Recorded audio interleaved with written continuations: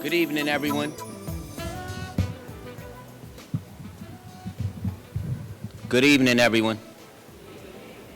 Thank you for coming tonight to our CPOC event.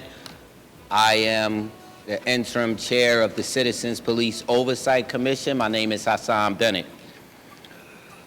Tonight's event is an amazing opportunity to talk about something that impacts a lot of black and brown communities nationally.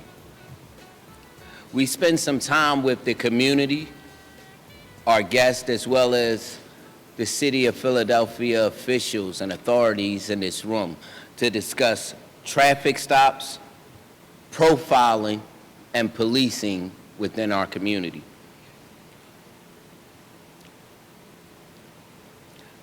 For a lot of us, especially in black and brown communities, something as simple as a traffic stop isn't that simple for us. A lot of us feel nervous and with fear when stopped by police. And tonight, we'll talk about what happened when those situations go bad, the harm caused from those situations, and how we can work together with law enforcement to improve those encounters and make it safer for everyone.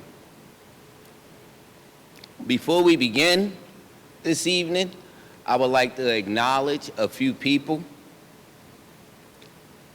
First of all, I would like to acknowledge the commissioners of the Oversight Commission in the building.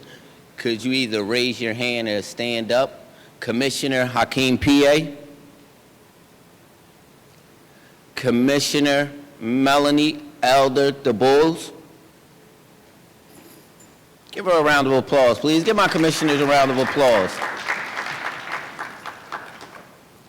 I would like to acknowledge Sheriff Rochelle Bilal. Could you stand, please?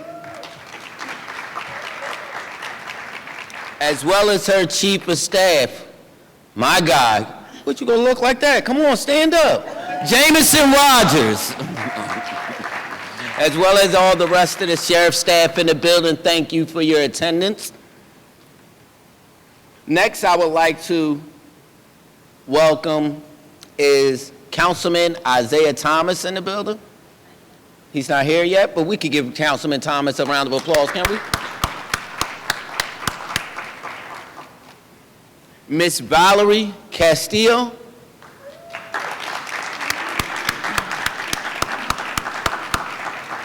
Miss Valerie Castile is the mother of Philando Castile and the founder of the Castile Relief Foundation, the Philando Castile Relief Foundation. So can we give her a round of applause for that? Next, I would like to acknowledge Miss Jacquelyn Carter.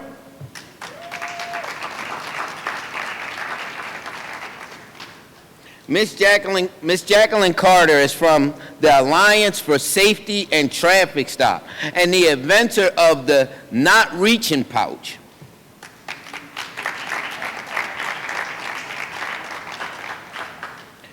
And next, our moderator, Teresa Lundy from TML. Later on, you'll hear about their bios. We'll go deeper into their bios for you when our panel discussion begins. Last, I want to thank, hold on, I forgot somebody. Hold on. I would like to acknowledge Miss Serena. Thank you. Go ahead.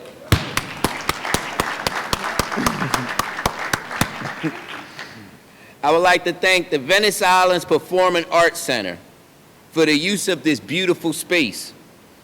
And special thanks to CPOC Outreach Team, the training and educational team, working hard on this event this evening. And I'll now turn over to our Executive Director of CPOC, Ms. Tanya McCleary.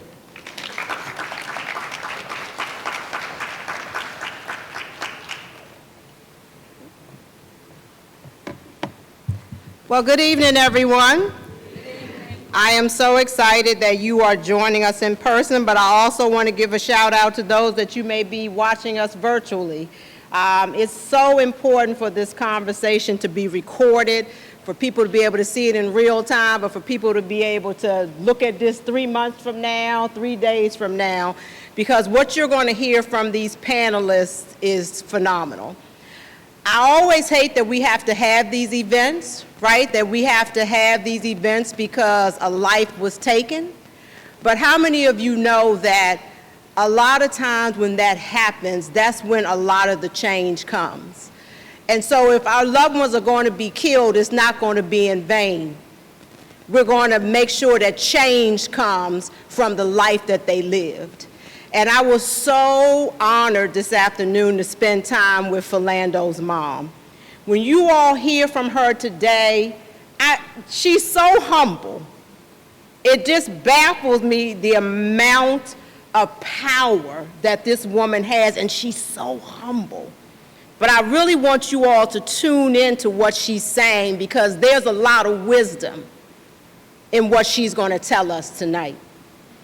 And then I'm also laughing because I feel like her partner in crime, Miss Jackie, and partners, because you know her husband, who we just had a wonderful time, has just really, I think, created something that's going to keep a lot of our loved ones safe. And you're going to hear more about their story and what happened and how they met, what was going on both of those days in their lives. And then Miss Teresa, just a powerhouse. This woman is so well connected, gave up her time to come and moderate for us. I know she has clients all over the state of Pennsylvania, but she took time out tonight to come. And I really want to give a shout out to the sheriff. When you have discussions like this, it's easy for law enforcement to hide, to not to come out, or to send people. So the fact that the sheriff herself is in the building means a lot to me. Can we give her another round of applause? And so to have one of the top law enforcement officials in the building means a lot. And so tonight we have put on a program that we feel is really just going to enlighten the community of Philadelphia and really just expose you to different aspects of this issue that we're talking about tonight. And we're talking about basically driving. How many of you ever thought that sometimes when you get in your car and just drive, you might not make it home on any given day? And in some of our communities, we think about that more than in other communities. Any parents in the house? Any of y'all ever had a conversation with your kids about driving and what happens if the police pull you over? Now, depending on what community you live in, you may have never had to have that conversation, but I see a lot of nods. A lot of people have had to have that conversation. And so tonight we're going to just really talk about, and that's why it was so important for the Citizens Police Oversight Commission to put on this program. Somebody might say, well, what does oversight got to do with it? Oversight got a lot to do with it. You know, Tina used to have a song that said, what love got to do with it? What oversight got to do with it? Amen? So, and just so y'all know, I'm also a pastor, so I might slip into an amen every now and then. Just roll with me, amen? This is very similar to my pulpit, so I might have to switch hats every now and then. And so tonight we are going to open up our program with Tequila Shante, who's going to give us a spoken word performance called Uncle Blue. And so I'm going to ask for them to come to the stage at this time. Let's give a round of applause for them.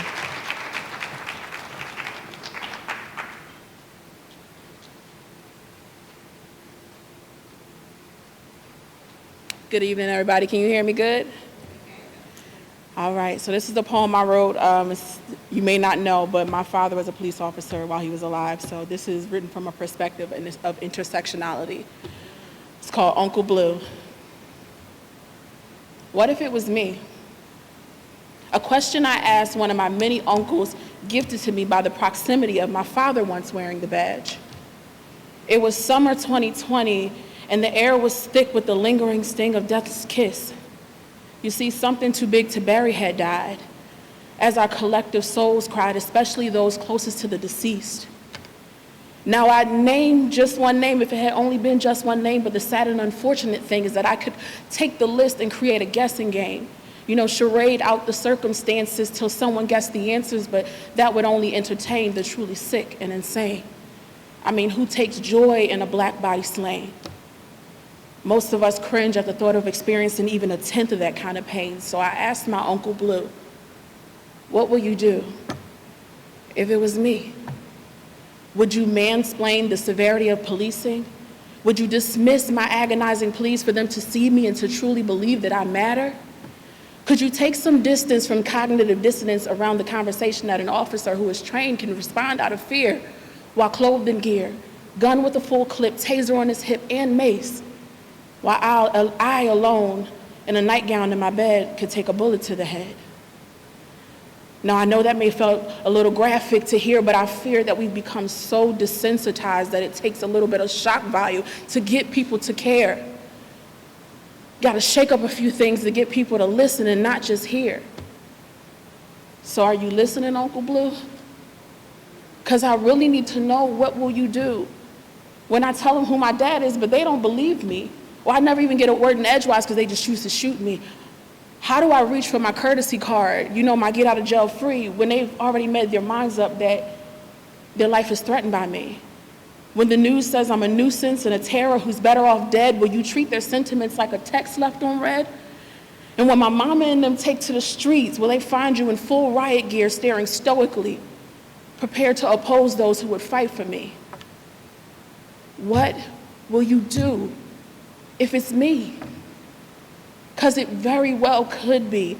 Because living in a world run by white supremacy, you and I both know that that thin blue line don't protect you or me. And I know you're probably wondering, would I ask my dad these same things if he was alive? With my feet planted firm, shoulders square, and no fear in my eyes. The way he raised me. I am Michael Carl Harvey's daughter. I will always stand on business bravely. And if you check my call log, you'll see heaven's lined out, because before I was Mike and Nita's, I was God's child. And when I asked my father, what would you do if it was me? He said I'd shake up the earth and I'd boil the seas. Pestilence in the land, send swarms of locusts and bees.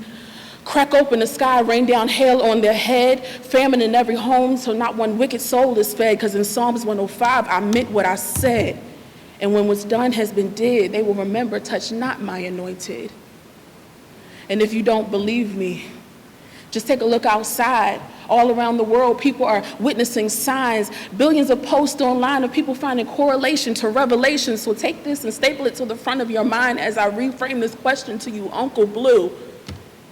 Right now, today, what are you going to do? Because there's a much higher authority we all must answer to. Thank you.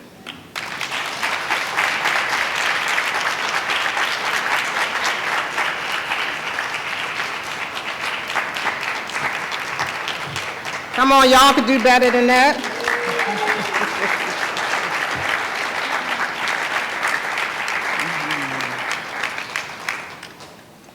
And that always reminds us, right, there's two sides of every story. So she's the daughter. So she's giving it to us from multiple perspectives. And so when you put on programs like this, it's so important that we reach out to partners in this work. And so there are a lot of organizations in the city of Philadelphia that care about these issues. And when my director of outreach, I want her to give her a shout out to Leah. Can you stand up? This is our director of outreach. And in fact, let all the CPOC staff, any CPOC staff in the house, wave a hand, stand up. And so this is the amazing team that makes it happen. And so she put out a call to some of our partners in the city to come out and join us tonight. And I want to give each of them a chance to give some community reflections. So I'm going to ask Selena Morrison to come up. And she's with the City of Philadelphia Office of LGBT Affairs.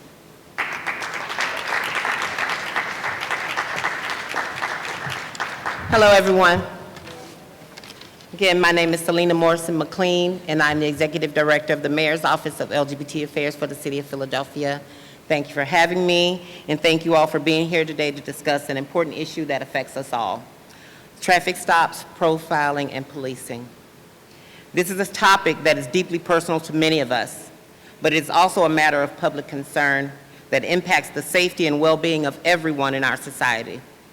For far too long, LGBTQ+ individuals, especially Black and brown transgender people, have faced discrimination, harassment, and violence in the hands of law enforcement. The history between our communities and the police is marred by mistrust and fear born from decades of being targeted and criminalized simply for who we are. These injustices are not relics of the past. They continue to persist in our present. Bad policing affects everyone. When police officers abuse their power or fail to uphold the law impartially, the entire community suffers. We see it in the over-policing of marginalized communities and neighborhoods, the lack of accountability for misconduct, and the erosion of public trust. This isn't just an LGBTQ+ issue, of course, it's a societal issue. When one group is targeted, it undermines the safety and justice that should be guaranteed to us all. This is why more police oversight is not just necessary, but crucial. Oversight ensures that police actions are transparent and accountable, fostering trust between law enforcement and the communities they are sworn to protect. It's about creating a system where bad actors are held accountable and where communities feel safe to turn to the police in times of need. Oversight isn't anti-police, it's pro-justice. For the LGBTQ community, effective oversight means we can walk down the street without fear of being harassed for who we are. It means that when we are victims of crimes, we can report it without fear of being re-victimized by the very system that is supposed to protect us. It means that our lives and our dignity are valued and that our rights are respected. It means that a simple traffic stop is just that, a simple traffic stop. But this isn't a fight we can win alone. We need allies across all communities to stand with us and demand better policing practices. We need to work together to ensure that oversight mechanisms are not only in place, but are robust and effective. By doing so, we can help to build a safer, more just society for everyone. I want to thank you all and thank the Citizens Police Oversight Commission for the important work that you're doing. Thank you.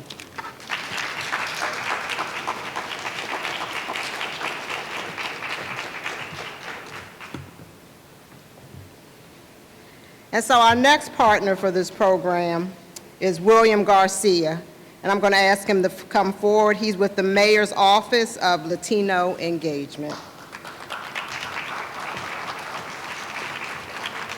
Good evening. I share sentiments with everyone that's in this room today. It's not an issue that is spoken a lot amongst our community, the Hispanic community, but it is something that is at this very moment affecting us. If everyone knows of the news reports and young Hispanic male that was murdered or shot, we're dealing with that right now in our community. So we share the sentiments and the empathy with the larger community and everyone that has been affected in some way, somehow, by these type of tragic events. I'm happy that we can gather to have these conversations with transparency, that we can express ourselves and express our concern and express how this is not just the police and people thing, it's everyone. I've been on both sides of the table, having family members that are police officers that have been shot in the line of duty, and yet also having friends and even family members that have been on the other side and have been victims. What do we do in that? What do we do when we stand with a daughter? What do we do when we stand with a mother and we're all losing somebody or someone that has been close? That means the world to us. I think that we have to turn back and look at the fact that we are humans.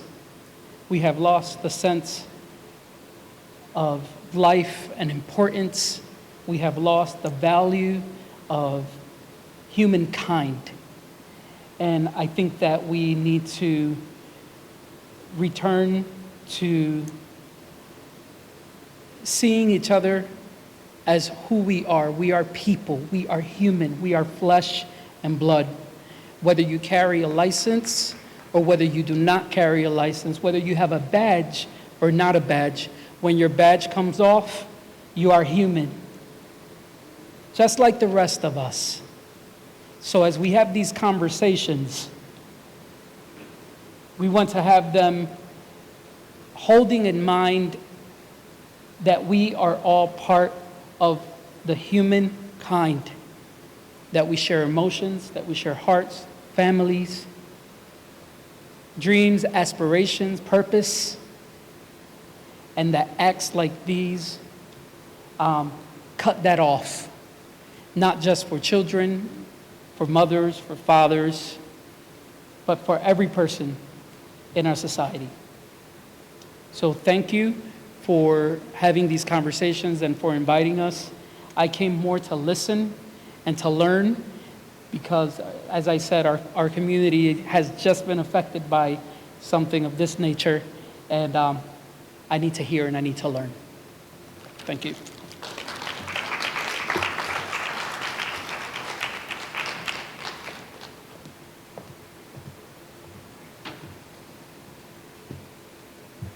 And we have many other partners, but one of the ones that we also want to bring to the stage this evening is Boo Edwards from the Mayor's Office of Black Male Engagement.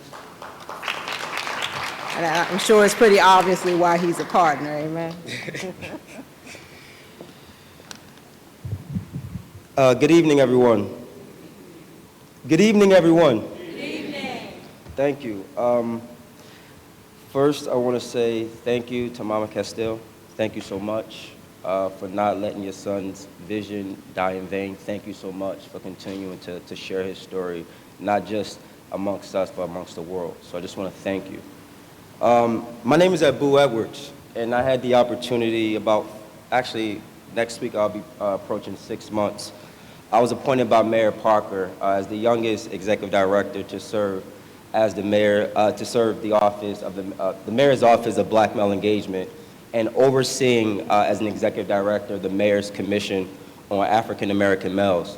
And I really want to thank the Citizens Police Advisory Commission for convening a topic conversation about what is so important. Most of you will probably notice I don't like to wear ties. I have a tattoo on my neck. And I know firsthand what it feels like to not be dressed in a suit and walking down the street or driving a car, how different I am treated by law enforcement. There are certain times where I walk past law enforcement underdressed and they don't even recognize who I am because they associate me with a suit.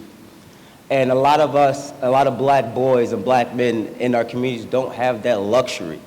So I wanted to share a few stats with you, but I also wanted to make it very clear that every black boy deserves to die an old man.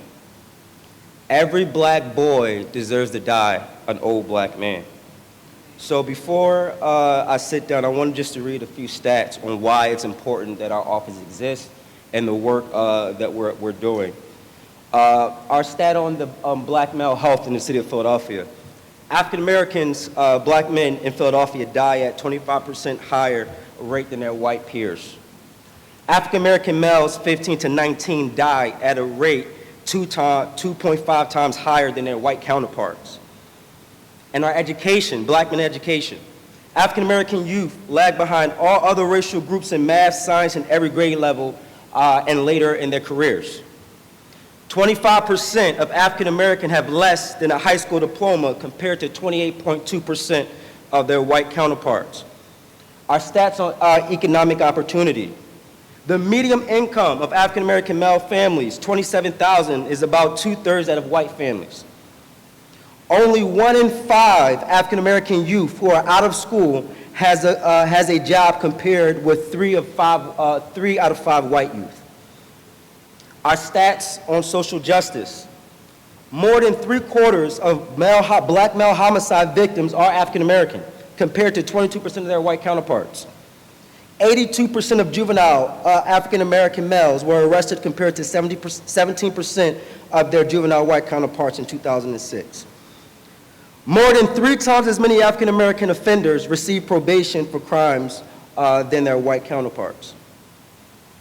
This is just a few statistics why the work that we do is so important. So I just want to sit back today, learn, and hopefully I can take what I've learned today and share that amongst the communities in the city of Philadelphia. Thank you.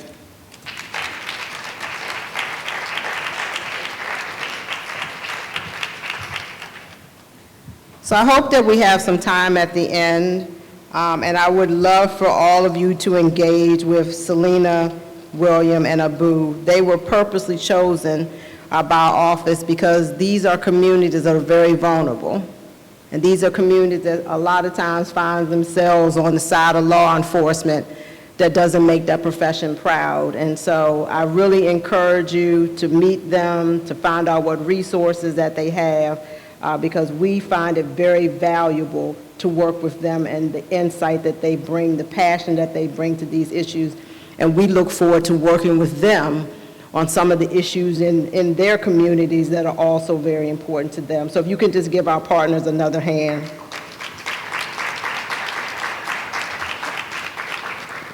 And so we're getting ready to go into our panel, our highlight for the evening. But I would be remiss if I did not talk about a case right here in the city of Philadelphia. Tomorrow will be the 1-year anniversary of the death of Eddie Irizarry. A year ago, he was killed in a traffic stop.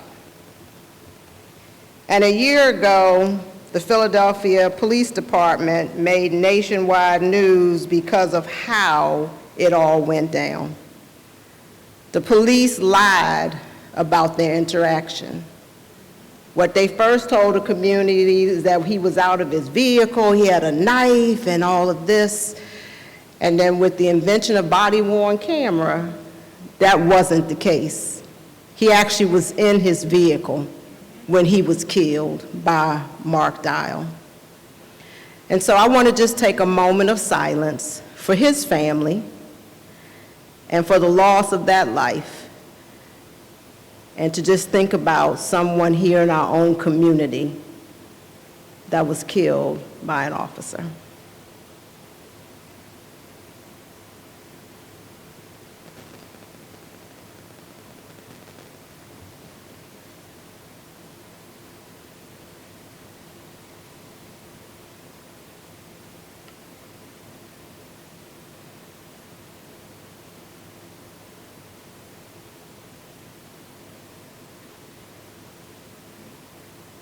Thank you. And I'm now going to call our panelists to the stage. As I call them up, I'm going to read their bios. And so our first panelist I'd like to call to the stage is Ms. Jacquelyn Carter. Ms. Carter is the president of the Alliance for Safe Traffic Stops and an inventor of the Not Reaching pouch. Her and her husband are phenomenal. They have a nonprofit, and they have started traveling this country, not only working with oversight offices and communities, but also police departments and law enforcement agencies to have them distribute the Not Reaching pouches during their traffic stops. The work that let's give that a hand. So you can go to some cities right now, when an officer pulls you over, at the end of that stop, they're handing you one of these pouches. And that's a tremendous thing. Jackie has an Associate of Arts degree in Information Technology, a Bachelor of Science degree in Criminal Justice, and a Master of Science degree in Legal Studies, and a Master of Public Administration. So she is well educated, y'all.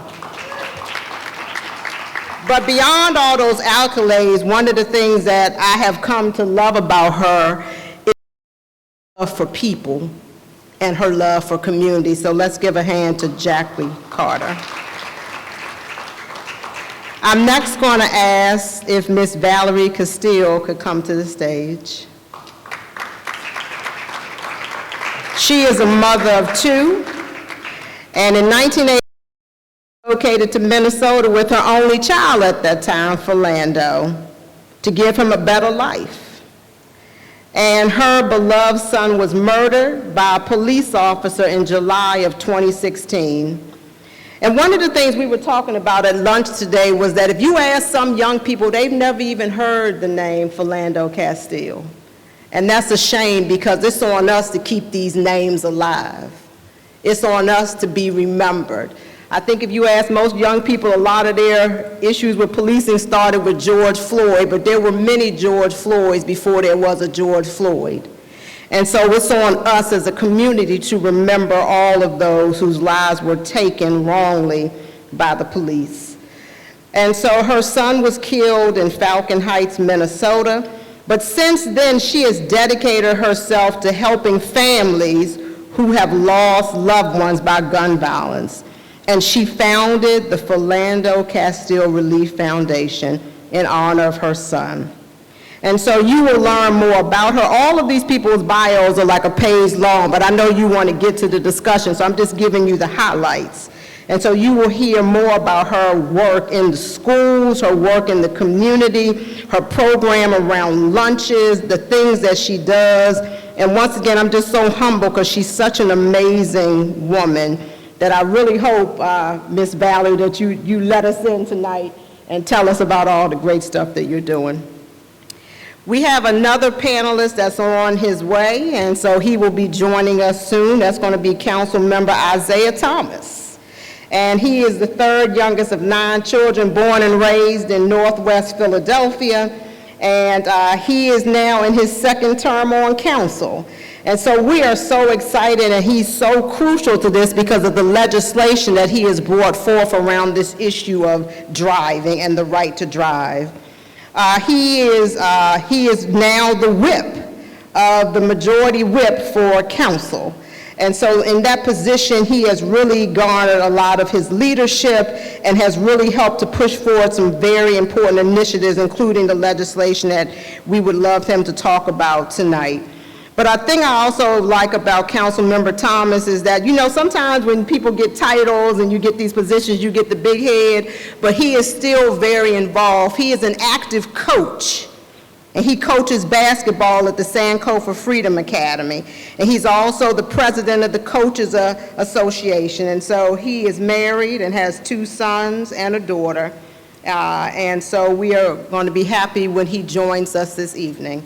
And so I'm going to ask our moderator to come to the stage. And after I read her bio, I'm going to turn things over to her.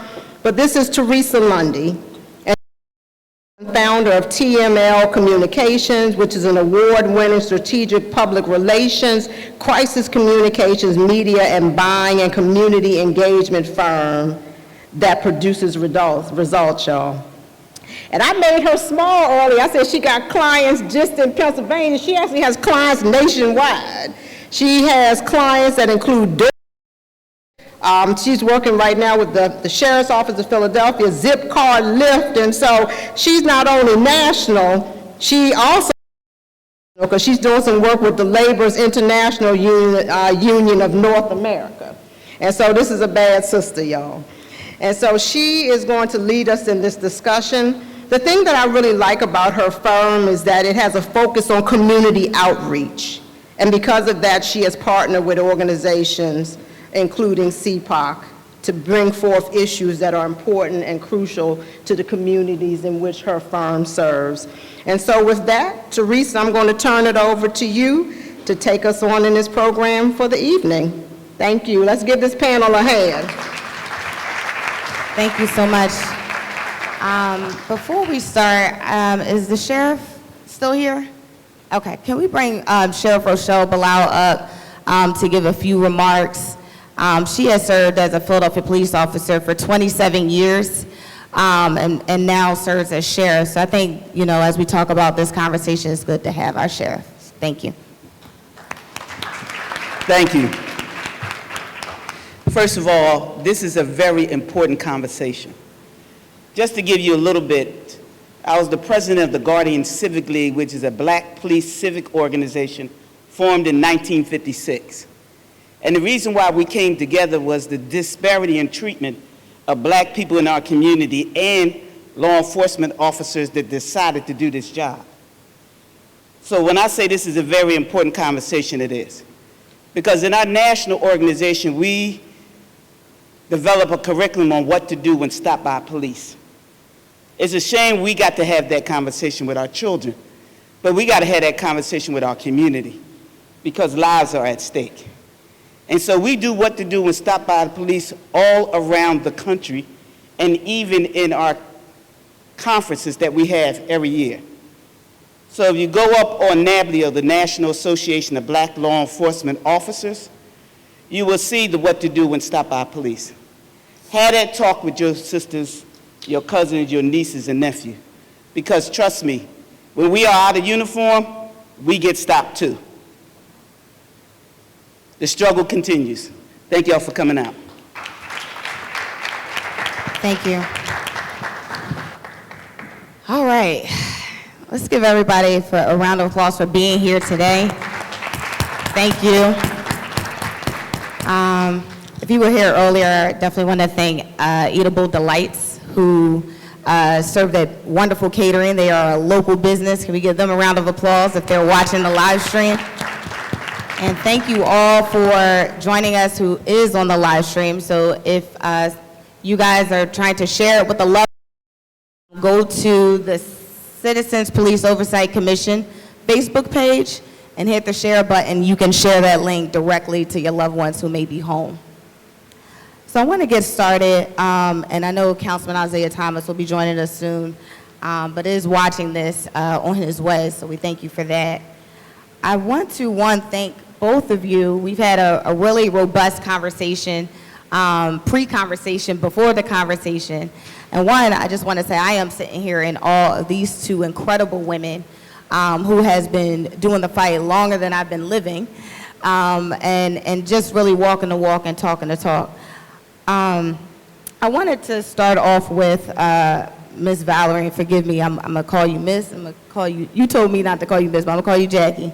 But I grew up in a very traditional household, so I want to start off with you, Miss Valerie, and maybe tell us a little bit about you, tell us what we don't know about Philando, and let's just start there. Okay. Can you guys hear me? Okay. My name is Valerie Castile, and I'm originally from St. Louis, Missouri. Philando was born in 1983, and at that particular time, the lifespan for the average black child was 25. And that pretty much broke my heart. And I said to myself, my child is not going to be a statistic. So my dad had currently moved to Minnesota, and, I had Philando when I was 27, so, I was out there in them streets. I sure was. So after I had him, I said, my son's not going to be a statistic. So I moved to Minnesota to give my son a better life. My son started working when he was 13 years old, never gave me a problem ever. And I can say the little boy loved school. He would be up and get dressed on his own and be waiting on the bus because he was in preschool at that time. And he just loved school, and I never had to go to the school and defend my son, but now I have to defend my son in death. He was murdered, and I constantly defend him, but he was just this quiet guy, really quiet, and my friends used to say, is Philando here? Yeah, he in there in his room. I said, girl, that boy's so quiet, you wouldn't even know he was at home. But still, he started working at 13 years old, repairing broken discarded bikes and getting them back out in the community. It was a summer job. He worked for Targets. He worked for, what is that? The movie place, Blockbuster. And when he was like 19, he found his niche in life. And he started working for public school system, St. Paul public school system. He was devoted to his job. He loved his job. He got up every day and went to work, and then he started getting stopped by the police because he was 16. I'm going to take you back a little bit. He was 16 years old. He was working. And I said, you know, if you ever want a car, I'll meet you halfway. So he saved up his money, and he looked and found a 1984 T-top Monte Carlos. Clean, nice. 16, 17 years old, driving around the neighborhood. Woo! That's when it all started, that vehicle, and I still have that car today. But he was just this phenomenal person. He had the wisdom to know and understand food insecurities.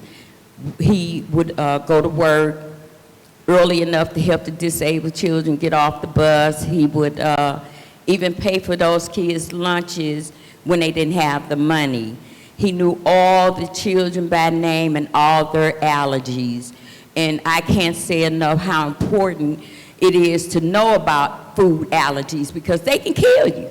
Food allergies can kill you. And it's important because he took the time to learn all that about his students. So I commend him on that as well. But me, I was a mom, minding my business, and they brought it to my door when my son was shot and killed. That just broke my heart, just knowing that this guy, you know, after we got a hold to the video and everything, and it showed casual conversation. It went from a 74-second conversation to a murder. My son was murdered in 74 seconds. I'm gonna do you one even better than that. You see this 89-cent cause of my son being murdered.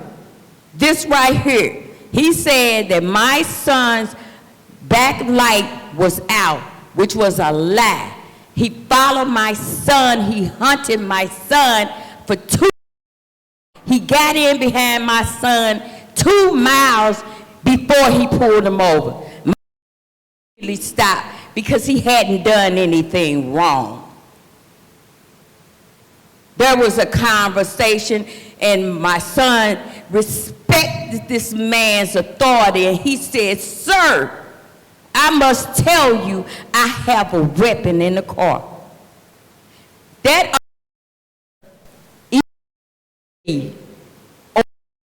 son. He didn't ask where the gun was. He didn't say, "Stop moving, sir." He said absolutely nothing. He started shooting. He shot in a closed car with a woman and a 4-year-old baby in the back seat. No sanctity for life. He shot in that car with no regards to human life. And there was none. That's why I do what I do, because I don't want to continue to watch our children be slaughtered by the ones that's supposed to serve and protect us. We're not going to keep going for that, because there is no reason to take a human life. There's a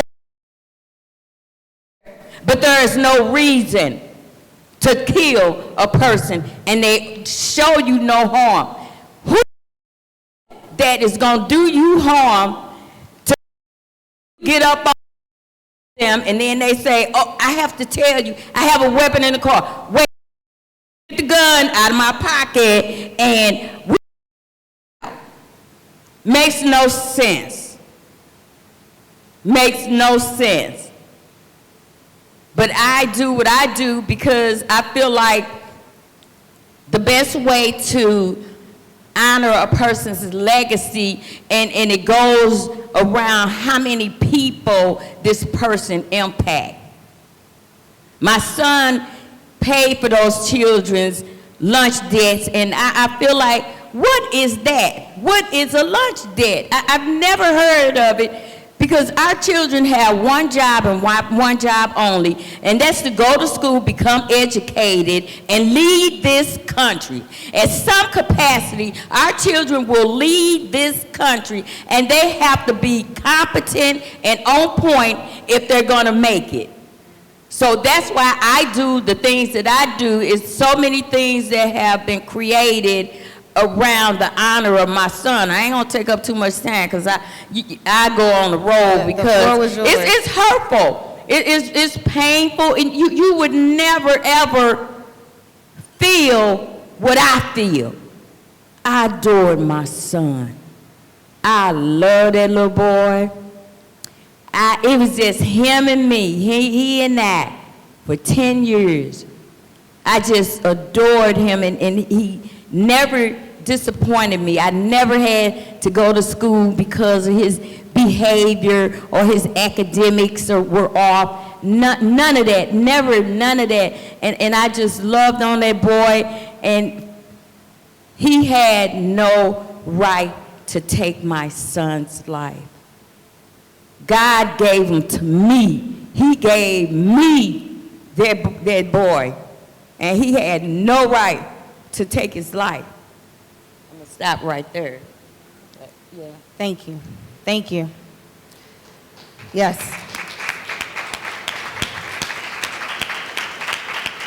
So that was powerful.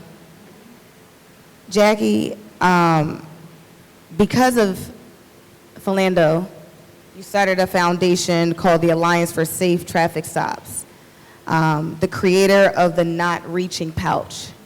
Can you tell us a little bit about that? Sure. That all came from July 6th of 2016. And me and my husband, we were home celebrating our son's 30th birthday in Coatesville, Pennsylvania. And across the country, Valerie's losing her son. And I'll never forget seeing that. Our son had, was in the military. He was a medic in Afghanistan. He's home. We're happy, because the feeling we had when he was there, not knowing if he would ever come home. And then here we are watching television live, seeing the horrific murder of Philando. And I remember I turned to my husband and I said, we got to do something.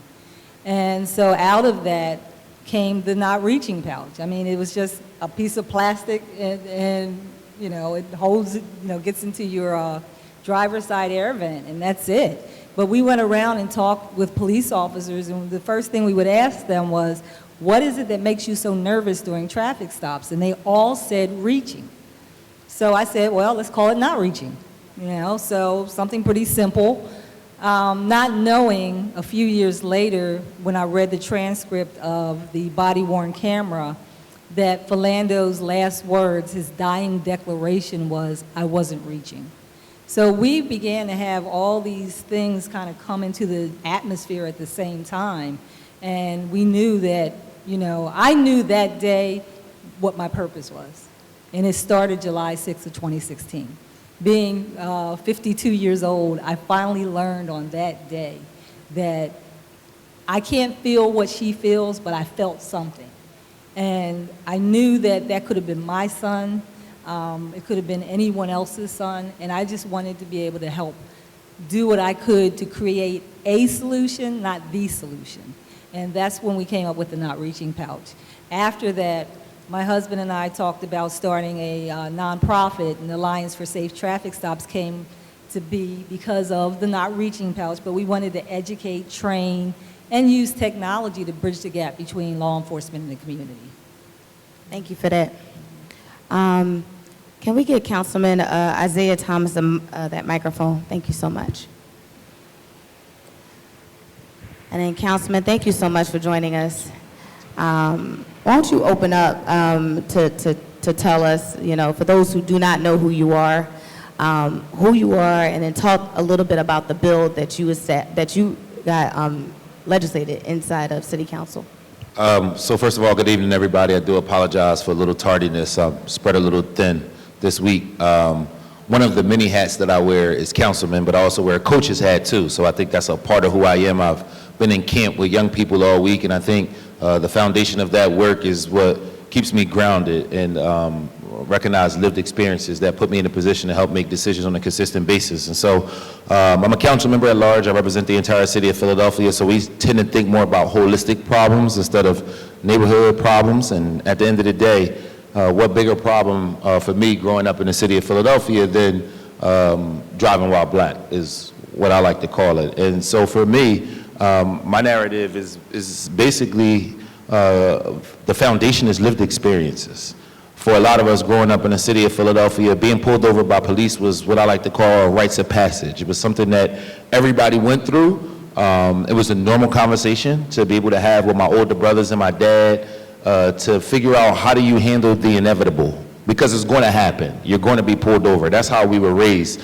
And at the end of the day, you know, by the time I was 30 years old, no, I actually say by the time I was 35 years old and ready to be sworn into city council, I had been pulled over more times than I had been living. And that was one of the things that, you know, I essentially talked about, not just on the campaign trail, but even when I became a legislator. And for me, it was important being a father and being somebody who recognized that it shouldn't be a rites of passage. We thought this was something that everybody went through, but then when you grow up and you move out your neighborhood and you go to college with different people and you experience different things in different networks, you realize that only a small percentage of the population actually has their stomach drop when the police car is riding behind them, or get extremely nervous when you're actually pulled over because you don't know how the situation ends.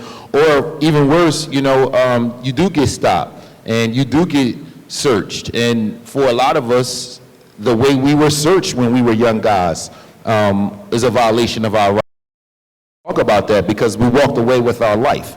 And at the end of the day, when you walk and your pride is a little hurt, you tend not to repeat and complain and talk about what happened, not just because you're grateful that you walked away in one piece, but also because you don't have trauma, because it is a traumatic experience. So with that lived experience, as well as with data that talked about 300,000 traffic stops examined in the city of Philadelphia, leading to contraband 0.1 at the time. I think that's really, because a lot of people think I'm saying 1.7% of the time, and I'm not saying 1.7. I'm saying 0.17% of the time, which means if you pull 300,000 people over, not even one in every 100 stops led to a weapon or some type of contraband when the car was being searched. The numbers also said that black men were more likely to be pulled over in neighborhoods where they made up less than 25% of the population, which basically tells us even if you're black and you're just driving through certain parts of the city,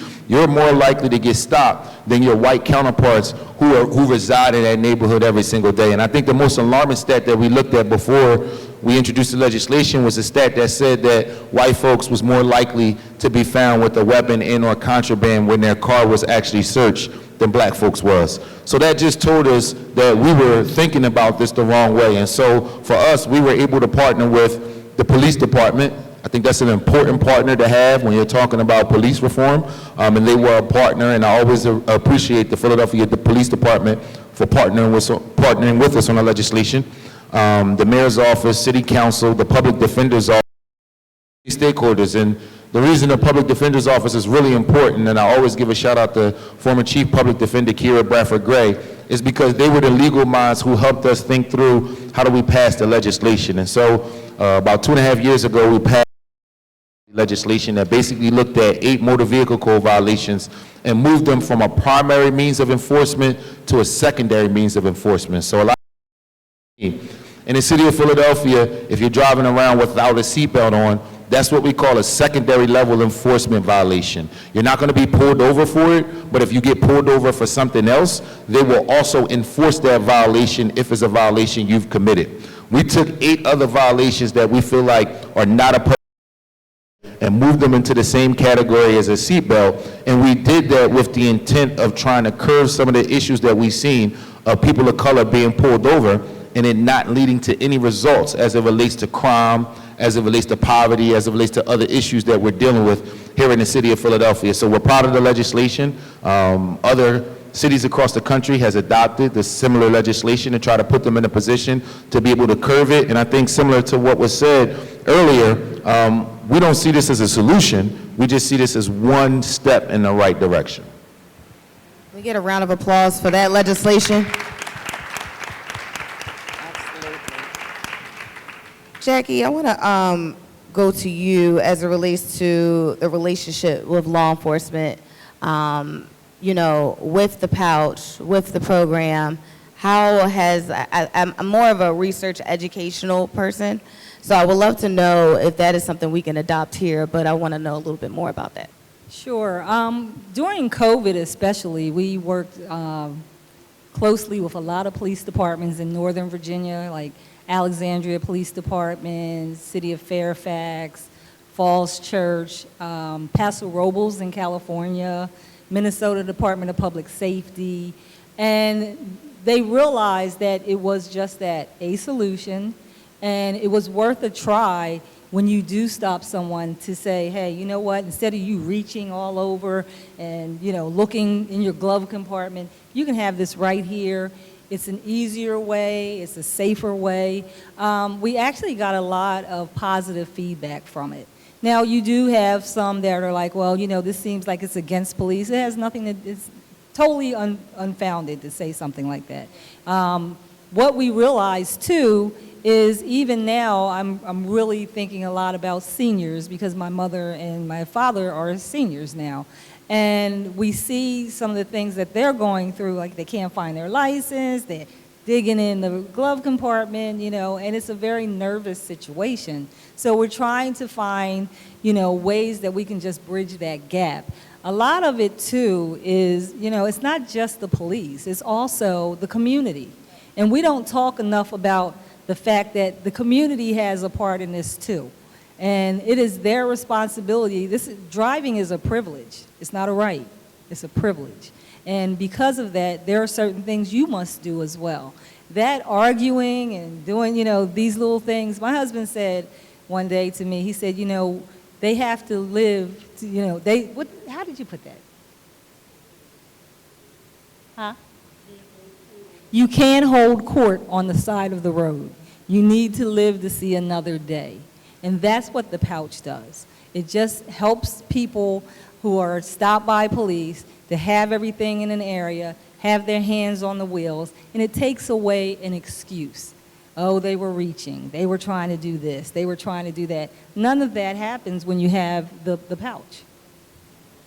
Ms. Valerie, there has been more of an outcry, you know, based upon Philando. So the advocacy is absolutely important. Talk a little bit about what's been done statewide in your own state that we should know here in PA. Oh boy. I just was not going to sit back and not do nothing. You know, I'm a mother, and I cried for 40 years for other mothers because I didn't have children. You know, I'm seeing, I did have Philando, but it's just seeing all that and knowing that, you know, this is not right. So I have spoke with law enforcement and Prosecutor John Choi. We were involved in a development of a toolkit as well with John Jay Criminal College back in 2019. It was publicly launched January 2019. But I have done so many things as far as talking to lawmakers and policymakers and making sure that accountability pieces were in place when legislators start convening. And it's just been one thing after another, trying to do whatever I could. with those guys. I've worked with public safety. I want to say 2022, a piece was put into Minnesota's driver's license about gun ownership. I fought with them people for 3 years. I stayed on it. I said, now I think it was Texas. When Philando was murdered, Texas came out the gate. They was like, that's not gonna happen here. So they developed a piece about gun ownership in their driver's manual. And I was like, you know, y'all ought to be ashamed of yourselves. You know, we are the epicenter for police brutality. And you guys, you know, other people, they didn't have nothing to do with it, but then it's just that they don't want that to happen to their citizens. So I fought with them for 3 years, and they finally, I do want to say after George Floyd, they said, we need to do something, you know. So they put that in the driver's manual, and then the 2 kid with John Jay Criminal College, it was the prosecutor's role before a fatality and after a fatality. So what it was 50 people from all across the United States, police, prosecutors, law enforcement, protesters, impacted families, and we came up with a draft. It was doable, it was flexible, it could be tailored to your department, and it consists of, what do? You know, when one of these fatalities happen, you need to turn over that video. That's what you really need to do. Because the longer you have that video, we are thinking you're messing with the video. So, you know, it was like we wanted 48 hours, and I think Minnesota drafted that piece of the policy. They drafted that, turning over the video, but it's just so many things that you have to do as far as going to each person, public safety, the prosecutor's office, the law enforcement, home meetings, because these are the things that need to be had. You have to tell us what you're doing. You know, if there's some changes going on, the community need to know what's exactly going on and what's happening. So just having that information is educational to the community as well as the police knowing what they doing. So it's just a lot that I have done for the last 8 years.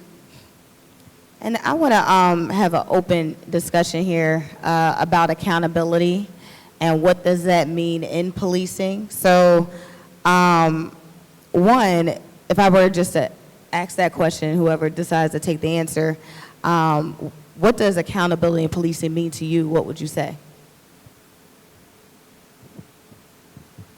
Oh, okay, y'all ain't gonna say nothing. Okay. Okay. Well, accountability to me means that you are simply being held accountable for your behavior. If you do something in the street, that's just like, okay, you tell your child, don't eat no cookie out their cookie jar. And they eat a cookie, and you don't chastise them or you don't say anything about it. I got away with that, I'm gonna do it again. And that's the role that the police culture is. You know, it's like you get away with it, and then the next person looking back, I wonder how that feel to kill somebody. You understand? So then he do it, he get away with it, and then somebody down there in Arizona, I wonder what that feel like. I'm gonna kill me somebody too. That's because you're not being held accountable. And when you start holding people accountable, you should go in their pocket. I said on one of them talk shows after Dante Wright was killed, the man asked me, what does accountability look like? I said, he needs to be in jail. His wife need to divorce him. His children shouldn't have no future. He should lose his pension. And he was trying to talk. Just kept on talking. I said, when you start going into people's pockets, then they pay attention.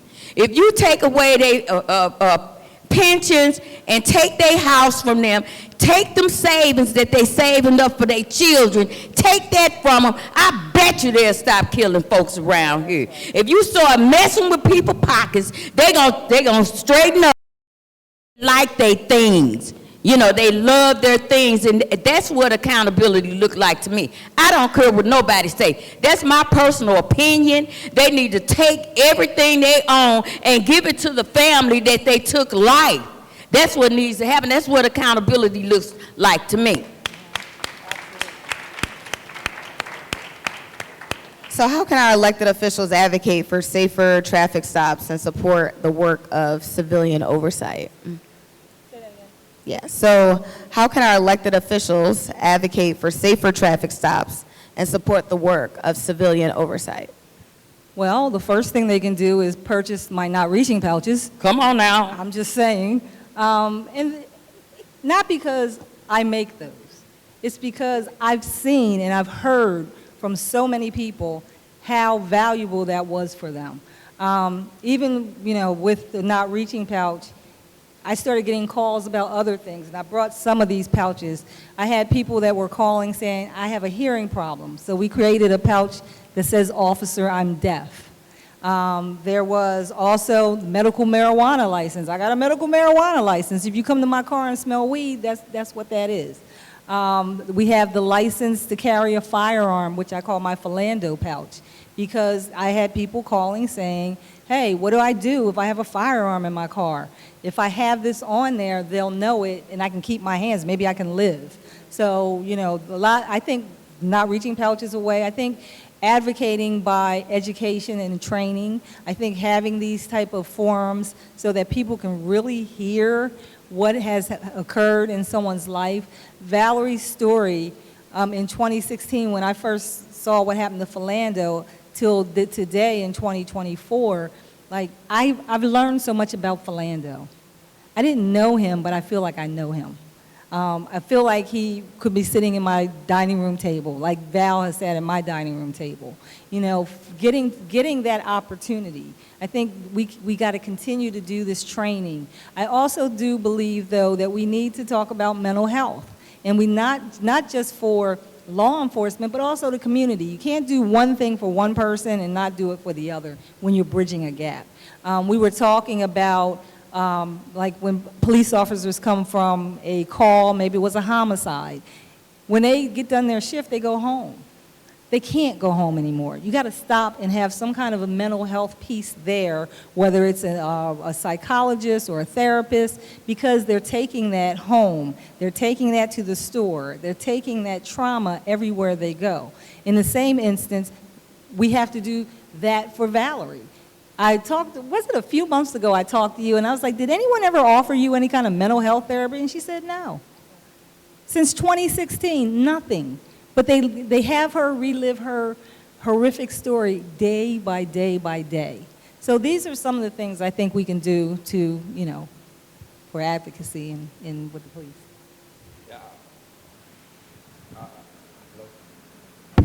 I'll answer both questions because I actually think they're great questions and they're related to each other, in my opinion. I think first and foremost, I'm not quite sure what police accountability looks like for us in Philadelphia, really more or less the Commonwealth of Pennsylvania. I think the biggest problem we have is Act 111, and Act 111 is a law that gives police officers a lot of wiggle room when they do something wrong in the Commonwealth of Pennsylvania, and it often goes to arbitration. And for us in the Commonwealth of Pennsylvania, those arbitrators rule in favor of the police over 90% of the time. So, you know, these are often egregious situations that led people to be fired, and they end up getting their job back with back pay and raises and things of that capacity. So accountability for us is very foggy as long as we have that there, because there's this gray area where as though somebody should be fired, not necessarily charged with a crime, and it kind of falls through the cracks. And so that's where your second question comes into play as it relates to what legislators can do. Pass some laws. Repeal some laws.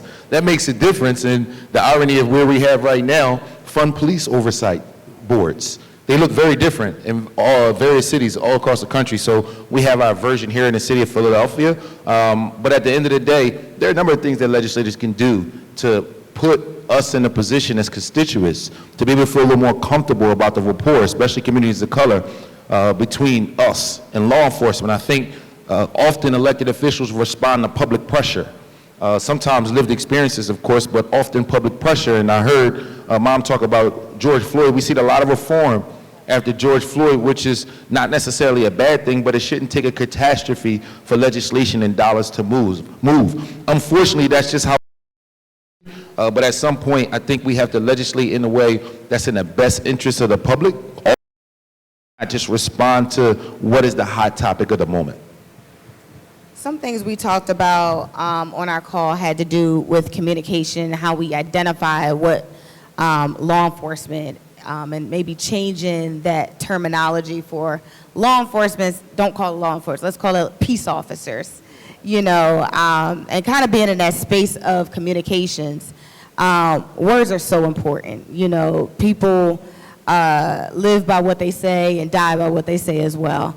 And so I think it's incumbent of us to really think about how we use the term, but how we also think about the term of law enforcement and communications. I think when another point of interest I want to bring up is technology within the police department, and how useful it can be, or if it's not being used at all. Does anybody have experience with that we want to talk about? Yeah, I did. I had created a pilot program for law enforcement because I'm really trying to assist with mental health. And I worked with a VR company, virtual reality company that did mental health therapy. And we had several police officers participate. It did not go well. And the reason why was because they changed the VR headsets in between the time we did it, and actually the therapy that they were providing to me was not quality therapy, so we scratched it. That's why you call it a pilot. But I do believe that VR can be a big help when it comes to law enforcement. They actually have mental health therapy that you can do from home. So that stigma of going into a room and somebody sees you going in, or somebody sees you going into that therapist's office, that takes that away. They can actually do that from home. So we're looking at some ways through technology that could be helpful. Yeah, so. The other piece to technology is when Philando was murdered, you know, a lot of people started developing different apps. There is an app that's, right now they're doing infomercials, and it's called Blue Jay. It's a father-son team out of Oklahoma. And what it does, if you download the app, you are put into a system. I'm not going to try to, you know, spill anything, because I'm just going to tell you the parts that I know. But it's like once you involved in this app, if the police have the app as well. So you have the app, you get stopped by the police, there's an exchange of text messaging. The police will get a text message from you with your face and a little information about you. You in turn will get a text message from the police that shows the police his badge number, how many years he's been on the force. So before that officer gets out the door, there is some familiarity right there. You know who's in the car, because you seen what he looked like. You see he got 4 kids, whatever information you want to put on there, that's on you. But this officer can read who you are, and you know his badge number. So there right now is doing infomercials about the Blue Jay, and it's an incredible app. And another group, they got an app, it's called 12 Watch. This app has a series of information, a lot of information, and it also has the ability for you to look up data about police. You know, this is something that I ain't gonna tell you where they got this information from. But anyway, it's quite incredible. It can put you in touch with an attorney. It can put you in touch with somebody for mental health. it has that piece as well. Different resources, but it's called 12 Watch. It's like, you know, it's the piece about the police, and then it's for the community use as well, helping that way with this app. But I think technology is the key because it's irrefutable. You can't refute whatever you call it. But I'm just saying that technology is what's going on because we live in a technical world. So if you got things on video, you can't really say, but then they got that IA thing. Yeah, it's going to be messed up. Technology has its problems, but it could be a solution. Yeah, absolutely, because there's so many great things that can come out of the technology part. But then, too, it's about sitting at the table. You know, either you sitting at the table or you on the menu. So if you're sitting at the table and you're talking to policymakers and things like that, if you can get them to listen and see it your way, and I ask people, have you ever, for one moment, put yourself in the position of one of these children who have died? You know, I can't even imagine what was going through my son's mind when he looked down the barrel of that gun and knew that this man was finna kill him. I can't even imagine what George Floyd felt like when that man was squeezing the life out of him. I can't imagine. Can you just imagine for 1 minute what we go through as politicians? We coming to you, we telling you what, but then you gonna tell us that we don't need what we need. So it's about that communication. We need to communicate better with one another and try to, for once, put ourselves in somebody else's position before we say no. Because you can tell me no, and I guarantee you that tomorrow will be back. So communication and understanding what is needed in our community so that we can get to the point where we can truly say, I respect and I trust my police officers. I want to thank Ms. Valerie, Jackie, and Councilman. Can we give a round of applause for them, for the resources that they've dedicated? I'm now going to hand the mic over to Talia from the Citizens Police Oversight Committee, who also has something special that she would like to do. So we can stand by for 2 more minutes. Let's give her a mic.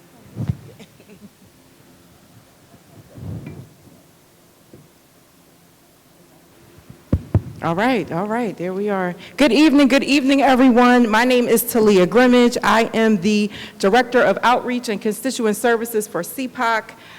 This was such a wonderful discussion, and we did not want the night to end without really taking some time to thank our panel, our moderator appropriately, for just coming and speaking with us this evening. So we just have a small presentation that we'd like to make.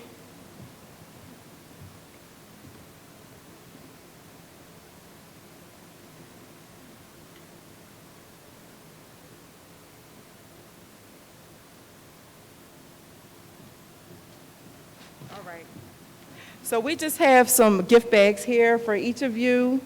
Thank you so much for joining us, Ms. Valerie and Ms. Jackie, for coming to Philadelphia, Teresa, for everything you did to make tonight a success. And we also have one for Councilmember Thomas.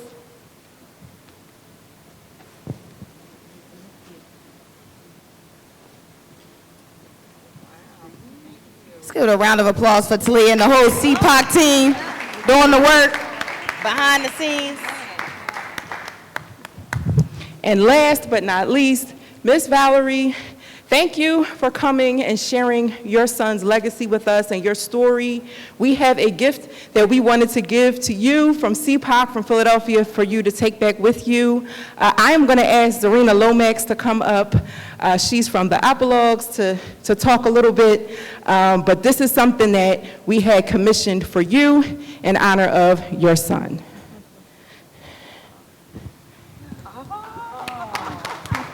So. Okay.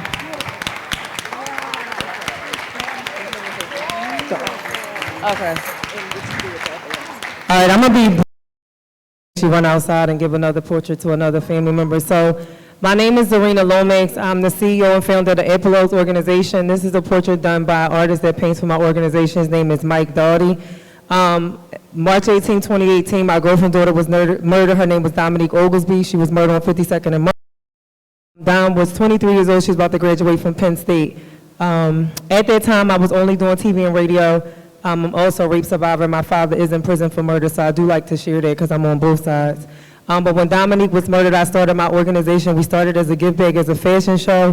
That's all it was. It has grown into an organization. We're in 6 cities and counting. We just partner with a lot of the different funeral homes. We do art therapy, art exhibitions. So the purpose is to basically help people to heal through the arts. So we host the art. It allows for us to pull people in the room so you can put a face to the numbers, also allow people to understand that we see their pain.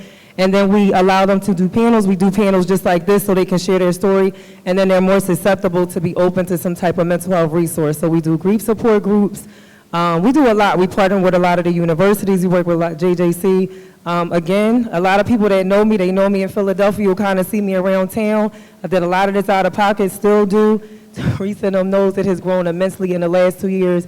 But I think it's really just God's favor and just doing everything he said Dominique would do. Every city that she told me she was going to touch, her face is touched. We are doing in her honor. And so I like to do these portraits this big because it allows you to see that these are people with personalities, that they had families, they had loved ones, and I like to just, you know, make it pop. So a lot of people know I'm very colorful, but Mike does a great job. It's about 8 to 10 artists that paint for me regularly, and we just do this as a way as a give back. So this was a gift that they asked me to do. I'm really, really honored to be able to present it to you. And again, I'm grateful for God to continue to call us. We've been able to present to Trayvon Martin's family, George Floyd family, and so many different people around the world. And again, it's just a testament that despite of where you come from, it all pulls us together. And I do want to also say that I appreciate you guys doing this because there is a lot of things that happen in Philadelphia, but I would really love that y'all would come out and support these families who do not lose someone through a cop, because there are a lot of people that are killed. Dominique was killed by a black man that was out of prison for 6 months. Nothing that the city did wrong. This is a lot of untreated trauma that we have, which is a lot of things that the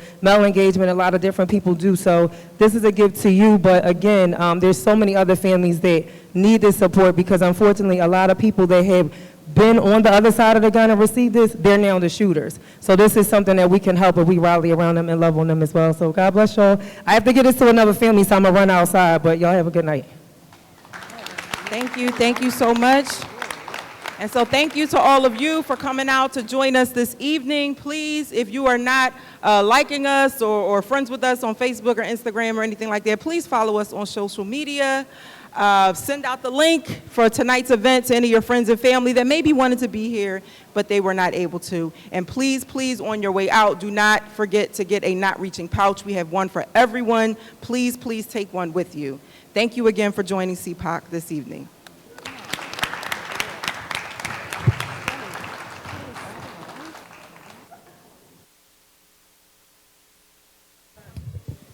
No, okay.